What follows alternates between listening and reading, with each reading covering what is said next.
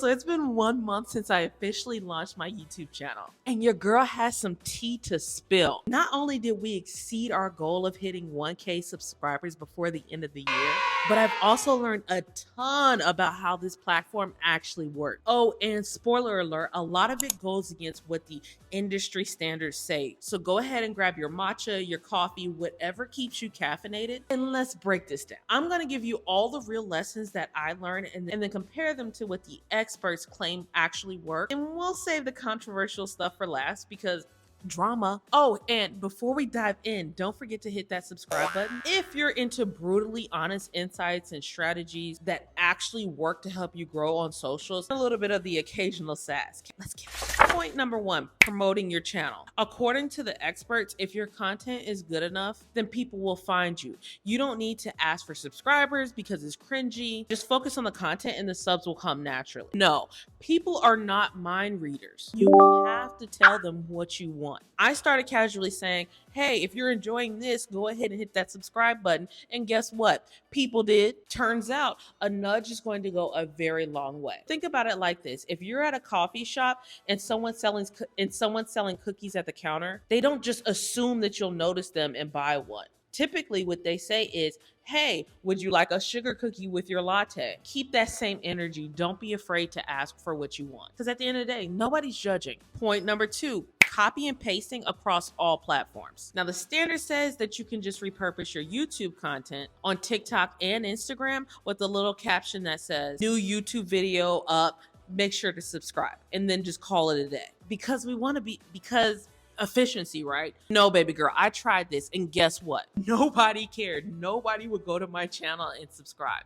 It's like posting a movie trailer in your group chat and expecting everybody in the group chat to stop and watch the entire movie. TikTok and Instagram are two totally different beasts. People want content that is specific to that platform. So what worked for me was taking that video idea from my YouTube video and then editing that into a separate reel or TikTok with that same YouTube video theme. And then on top of that, instead of saying new YouTube video up, I would say, want to know how I hit 1,000 subscribers in 30 days? Here's one tip that I'll give you in the video, and then a full breakdown will be on my YouTube channel. Do you see the difference between the two? It's a huge energy shift, and you're not wasting your time thinking that you're being productive when you're really not. So the third thing we have is to hit the ground running. Industry says you just need to post one polished YouTube video per week, and that quality is going to be quantity every single time. Sorry to tell you this, but nah, that YouTube grind is real. For my first month, I committed to posting 2 videos per week, and then there were 2 weeks where I posted 3 videos. And to keep it a buck, it wasn't easy. But here's the thing, when you're first starting out,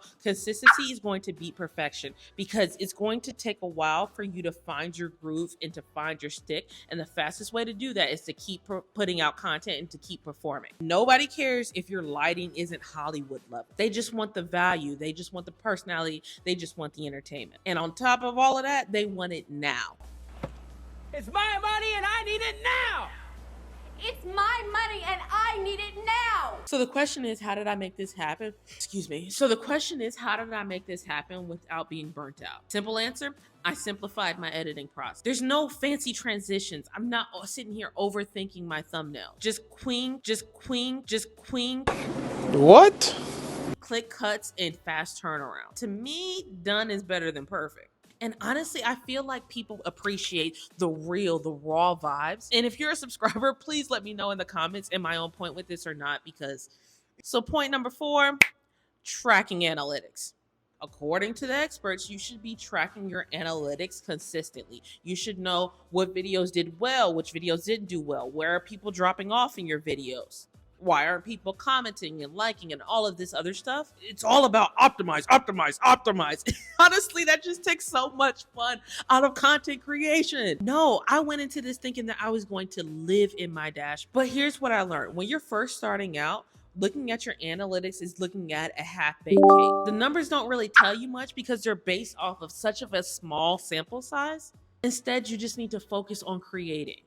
Your analytics will be a lot more useful later on, but when you're starting out, the goal is to just put good stuff out there. Experiment, see what feels good to you. Let the data come in over time. If you take anything from this video, do not let those early numbers determine how you feel about your content. So here's the biggest lesson I learned. None of us know what we're doing. Seriously, you're going to see all of these gurus claim that they have the secret sauce, but in reality, everybody's just trying to figure it out as they go. So stop stressing about doing it right and just have fun. Show up consistently, be yourself, and keep creating, and everything else is going to follow. If you're sitting here wondering, but how do I make my intros pop so that people sit here and watch my full videos? Don't worry, babes, I got you. In my next video, I'm going to talk to you all about crafting hooks that'll boost your watch hours and keep your audience hooked, so that way you can monetize in half the time. So make sure you hit that subscribe button. I'll see you in the next video.